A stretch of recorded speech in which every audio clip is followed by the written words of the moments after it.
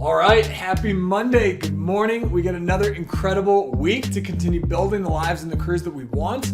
So I'm excited because last week I ended the week on Friday. I shared a post on LinkedIn talking about how many conversations I've had with people, consultants, bankers, as well as other high achievers, that they feel like they're pigeonholed because they have 5 to 10 or sometimes more experience within a very specific line of work or scope of work or an industry. And because of that, they believe they're pigeonholed, that they need to stay in that and they can't go outside. And so in this video, what we're going to talk about is you are never pigeonholed, ever. And I'm going to share with you 3 main reasons or 3 main points. So one, why you think that you're pigeonholed. And so I'm going to break down exactly where that comes from and why you've decided to believe that. And then second is why you're not pigeonholed. So I'll break down why that's false. It's not true. It's not real. And then the third part is differentiation and value contribution. So we'll actually talk about how do you go about using that deep experience that you have in whatever industry, that line of work, wherever you're an expert, or you believe that you have that very specific linear experience track. We're going to talk about how do you leverage that and be able to communicate the fact that you bring original thoughts, skills, knowledge, experience, and a different perspective and the ability to contribute value that other people within that other industry or the other line of work can't.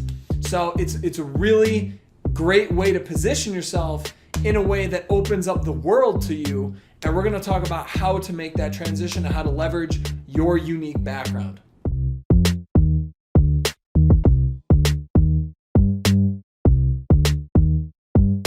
All right, so in this first part, I want to talk about why you believe in, why you think that you're pigeonholed. Because as with many other areas of life, we were not born this way. We were not born believing that we are all of a sudden pigeonholed after 5 to 10 years of experience. So this came from somewhere and you believe this for a reason. And I brought up, so there's 6 main reasons why this is in your head if you believe that you're pigeonholed. And the first part is, you have extensive experience, so 5 or 10 or more years of experience in one specific thing. Maybe it's one specific industry, or maybe you've been solving a very specific type of problem for a long period of time, or maybe you're even deeply experienced with a specific technology or a specific type of product. And so all of your experience is wrapped up in that. So I've talked to many different people who believe that they're pigeonholed. And if you have less than 5 to 10 years of experience in something, you are absolutely not pigeonholed. So one of the other things is I talk to a lot of people early career, and they believe that coming out of college they have 2 to 3 or 4 years of experience within something, and they believe that now they have to stay in that. No, that is just not true. You have the whole world is your oyster. You are building a skill set, a knowledge set. You're building experiences that are applicable to everything. And we'll talk about that in a later section, but you are never pigeonholed. Even senior executives that have deep experience within one industry vertical or leading a specific type of company, you are still not pigeonholed. So regardless of how much experience you have, you are not pigeonholed. So now the second part, everyone else believes it. And that is where most people get their beliefs from. They don't sit down and ask themselves, what do I actually believe? What do I truly believe? Why do I believe it? Where did that come from? Do I really believe where I initially came from? Does it make sense to me? A lot of people, what we do, there's multiple different ways that we form beliefs and we're conditioned into believing things. Because, for example, if I were to ask, are you pretty? Are you handsome? Are you smart? Are you athletic? Are you extroverted? Are you deeply knowledgeable about X thing? All of these things, we were not born believing any of these things. Whatever your responses were, you were not born believing that. And so you absorb these beliefs based on the environment, based on whatever experiences you have in life. And so when we're in an environment, whether it's a work environment, a home environment, our friendships and social life, like whenever you have a lot of other people that believe the same thing, stock markets, when you have a lot of people that believe a certain thing, most people base their beliefs on what other people believe. And so if you right now in your career constantly hear from other people, You can't do that. You can't do that. This is what you're good at. If you leave, you're not going to make as much money. If you just simply accept what everyone else believes, you're going to end up believing the exact same thing. And most people believe that they're pigeonholed. So then the third part, colleagues and others tell you that they're pigeonholed. So maybe you know that everyone else believes it, but then when you start bringing up the idea of, hey, maybe I'll try jumping over to this industry, or maybe I'm going to try this new type of position. Well, you're probably going to immediately have other colleagues, family members, friends, and all sorts of other people that are like, what are you, crazy? You can't do that. You've always done X, Y, and Z. You have 13 years of experience in whatever. So this is another strong influence that corresponds with the second main point. Other people are telling you, so it's just reaffirming the belief that you already have. So then there's the fourth, the fear of losing money. So a lot of people who are subject matter experts or people who are deeply skilled and experienced in what they're doing, they're afraid of losing money. Where, I've built my career to this point. If I were to leave now or go do something else, then I'm not going to make as much money. That's just not true. And you're not paid for the skills themselves.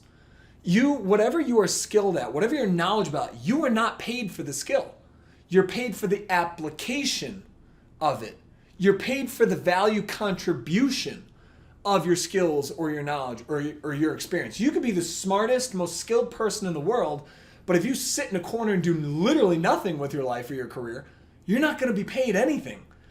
And so when people they have this mindset of, I cannot make this transition, I'm afraid, because I cannot go down in compensation. I cannot. Well, that just means that they're unaware of the opportunities elsewhere. Because I guarantee whatever it is that you do, it's probably not the most lucrative thing in the world. There are millions of ways to make money. And people have become millionaires in every single industry. There are multi-millionaires in waste management, trash pickup, like you name the industry, people have made outstanding money. The difference is the value contribution. So if you believe that whatever it is that you're in right now, and that's the only way that you're going to make great money, it's just not true. That's a false belief. You've been conditioned to believe that. And I'm sure that a lot of the other people around you are telling themselves the same story because they want to believe in their mind that they're making the absolute best decision for themselves, for their families, which is reasonable, but it doesn't mean it's true. But then there's the fifth part. They don't know how to differentiate and position themselves. So this is where a lot of people get frustrated, is when if they do try to make a transition or they're thinking about it, they're still stuck in the belief that I don't think I can. And they also don't know how to take the skills, the knowledge, and experience that they've built in whatever that industry or the scope of work that they're exceptionally skilled at.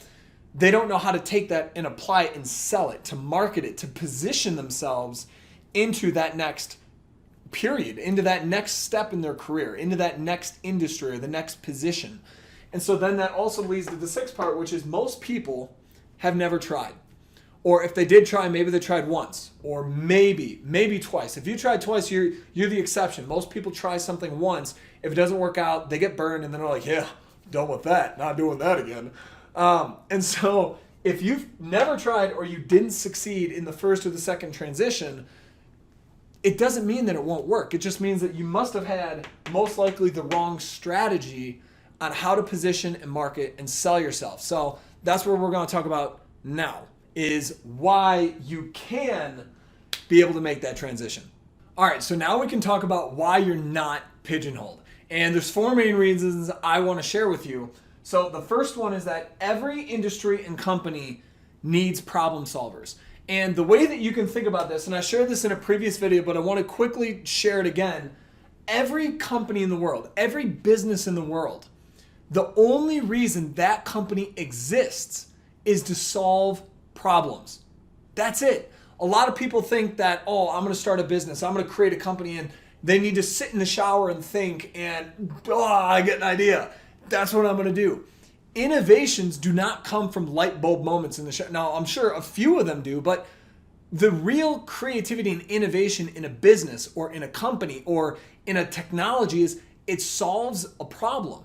If you want to start something, if you want to make a lot of money, solve bigger problems. Figure out what is the biggest problem I can potentially solve and then go solve it. If you can solve that problem, you will make boatloads of money. And so people are paid for solving problems. And so when you think about every industry and company, how are they generating revenue? How are they profitable? Well, and then the people within those companies, what are those people within the companies doing? Well, all of these companies they have outcomes or objectives that they need to achieve, right? And in order to achieve those outcomes, they have a problem. They need to be able to do that.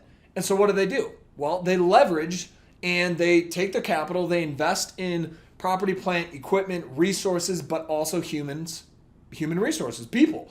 And those people need to solve those problems. They're the ones doing everything. So if you are within a company, every single company has value creation times their value distribution equals their total value.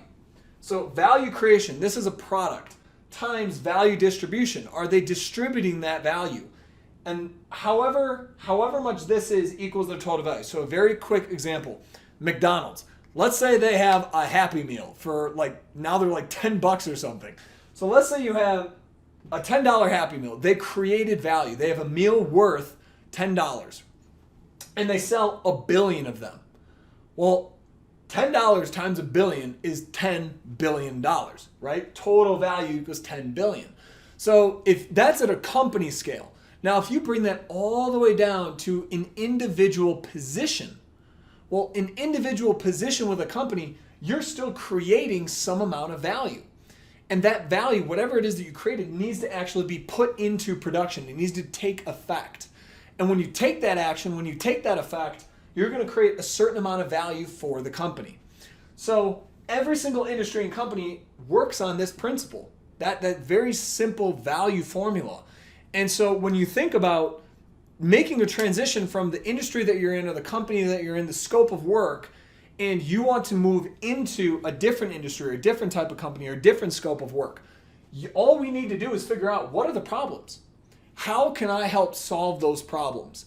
And I guarantee that you have skills, you have knowledge, and you have experience that will transfer and allow you to be a problem solver within that new vertical or within that new realm.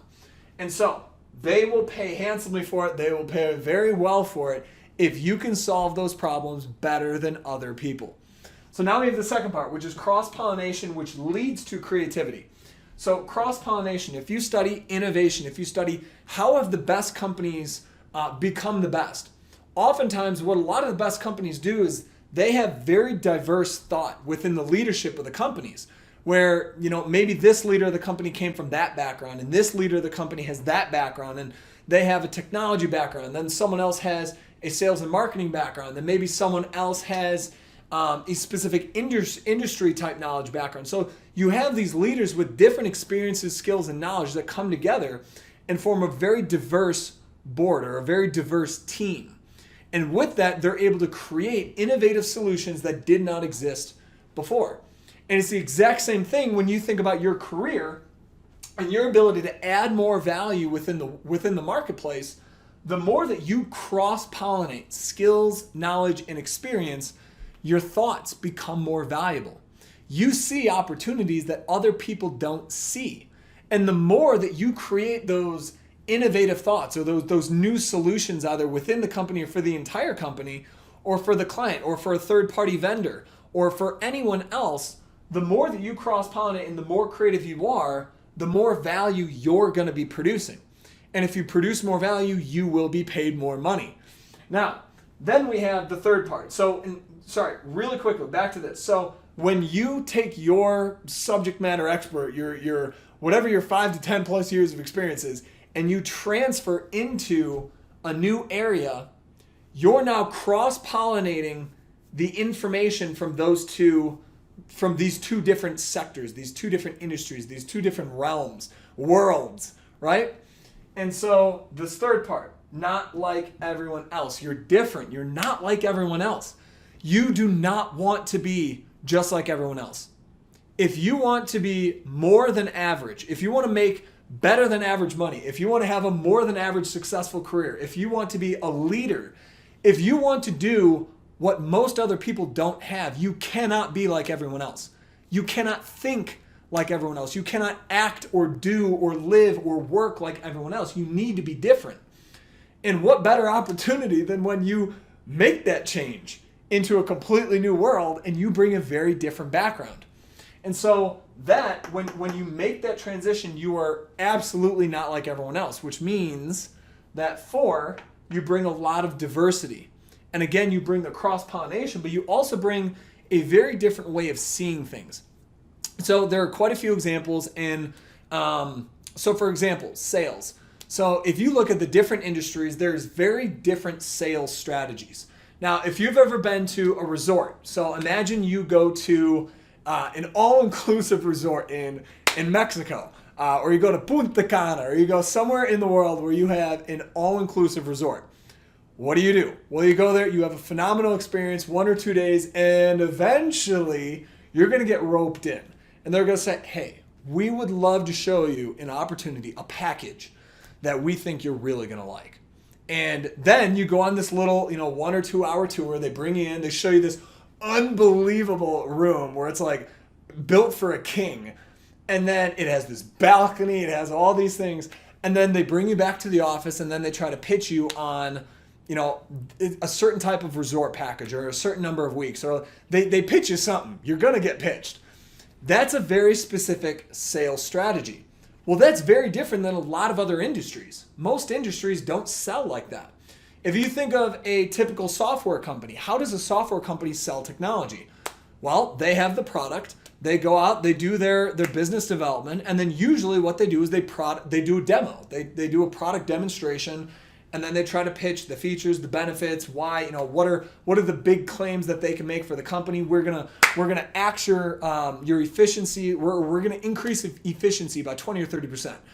We're gonna be able to generate X number of dollar amount within 30 days for you, whatever. And so there's very different strategies.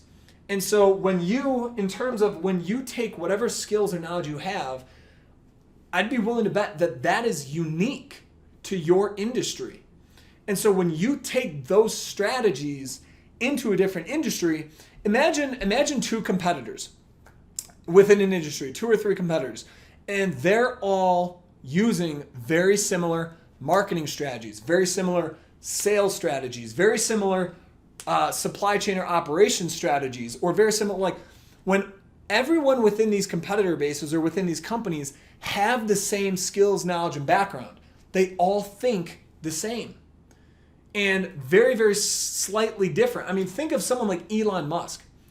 He had a background in starting in tech where he understood very quick prototyping. He understood how to bring a product to market quickly, very inexpensively, and just test and iterate to figure out what happens. Well, he then took that model, that operating model, and he took that into the electrical car space. Previously, cars were produced over enormously long cycles. He more than halved it.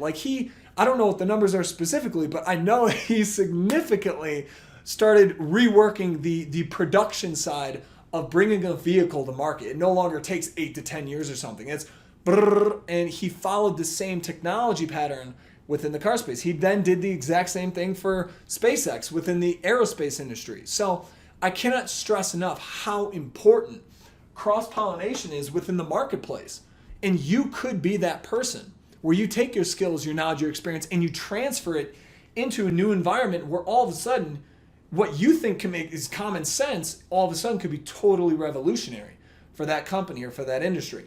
So I hope that all of this made sense, that in terms of the diversity and how you can add more value to other people who have very different experiences, you can be a key player in a different environment because of your very differentiated background. All right, and so now we have the third part, which is talking about how do you actually go about explaining or communicating the value contribution and how you are different from the other players in whatever that next industry is or whatever that scope of work is that you want to transition into.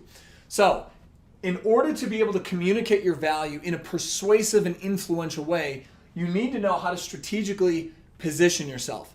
And when I work with people, I go very in depth on this. But so there's actually a case study where Dove soap, Dove, like the hand soap, the shampoo, whatever.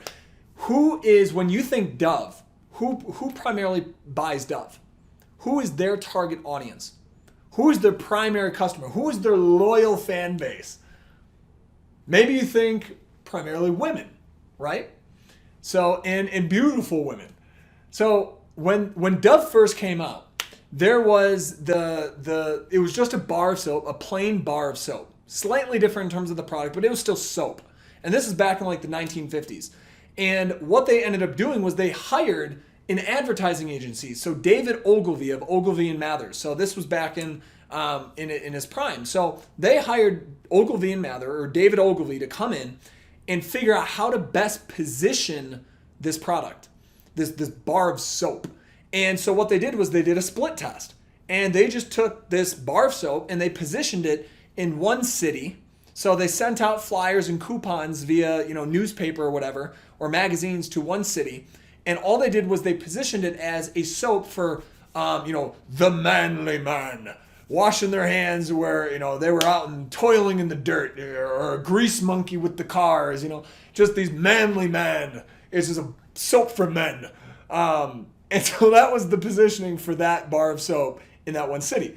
And then they did something completely opposite in another city, where they sent out advertisements for the bar of soap for smooth and creamy skin, for beautiful women. And it showed these pictures of these like models just literally drowning in bubbles in these bathtubs. Like, it showed the bathtub like that, and then the bubbles are like even that much higher. And these women are just drowning in soap and bubbles. And which do you think sold more?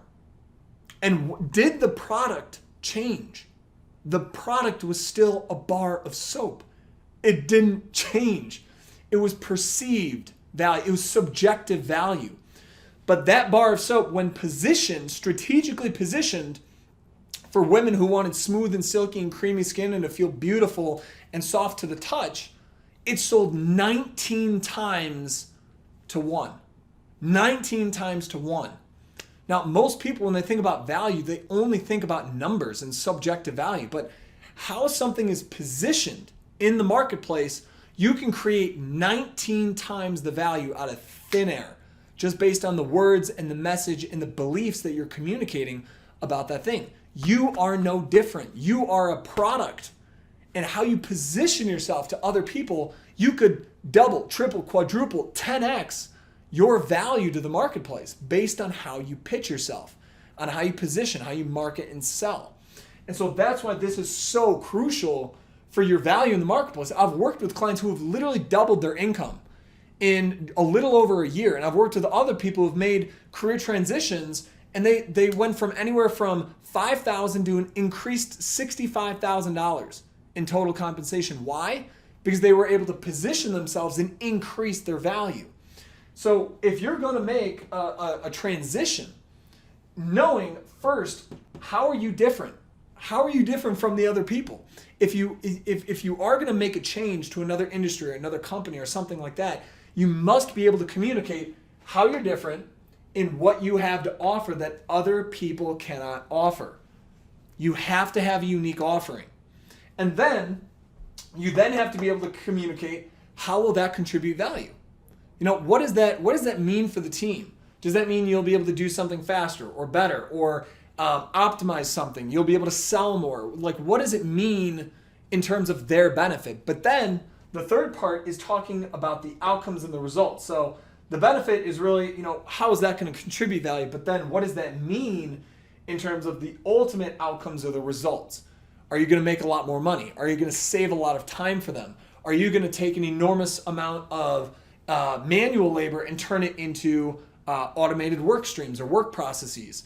Are you going to be able to increase the production or the outflow of something? So these are the 3 points that when you're thinking about making that transition and positioning yourself, you have to first know, 1, why am I different? And what do I have to offer? 2, how will that actually contribute value to their team in ways that right now other people can't? And then 3, what does that mean in terms of outcomes or results for them? So a lot of people say, well, that's in my resume. It's not. And it's, that's on my LinkedIn. It's not. You could have the most perfect solution right in front of someone's face, but it doesn't mean that they see it. It could be right there. It could be, read between the lines. It's there. Oh, they should know that, but they don't. And that's where it's like, think of whoever it is on that opposite side, whoever it is that you're trying to communicate with. You literally need to not only prepare the food, you need to get the silverware, create a spoonful of food and shove it in their mouth. Like, you need to do all of the work in order to be able to communicate your value to them, because right now, whatever their process they're going through, whether it's a recruiting process or an interview process, or maybe they're not even looking for someone in the moment, and you're trying to create an opportunity for yourself, those people are not actively looking for, hidden value in people. That's not their job, and they're too busy and they're too focused on other things to be able to see the gold, the gem that is your ability to transfer. Most people, because they have not been sold on the benefits of this cross-pollination of the diversity that you bring, most people say, sorry, you don't have 5 to 10 years experience. Boom, they punch you out, right? It's because they don't see the value. They can't see it. You're the one that has to sell it to them and make it so incredibly clear that your background, your different background is more valuable than just getting more of what they already have. And that is the problem that most companies have, is they're trapped in this old archaic thinking that we need someone with 10 years of experience in this thing. Sometimes what you need is fresh blood. Sometimes you need a different perspective. You need someone who brings still relevant experience, but it's in a different industry or a totally different vertical. And they come in and they immediately see opportunities for improvement that no one else sees, because everyone else has the exact same background. They all think the same way. So I know that this touches on what we talked about in the second part of the video, but I hope that this video talking about why you're not pigeonholed and how, first, why do you believe you're pigeonholed? Why do you think that you're pigeonholed? Because so many people think that they're pigeonholed and they're not. Second is why you're not pigeonholed. And then the third part is, how do you actually go about making that pitch, getting out of wherever it is that you are and going into that new industry that you want, or that new position that you want. So I hope you found this valuable. I come out with these videos every Monday morning at 6 a.m. Eastern. And also, if you are seriously thinking about making a career change, I work with people one-on-one to help them make strategic, quick, and successful career changes in 10 weeks. I have an amazing 10-week program. I've worked with over 100 people from early and mid-career all the way up to senior executives. So wherever you are in your career, if you want to save time, if you want to be able to do it and land a job that you love while at the same time making a lot more money, I'd love to be able to share with you how I can do that for you. So it'd just be a quick call and I'll walk you through exactly how my 10-week program works and how it would work for you. So have an amazing day, keep crushing, and I will see you next Monday.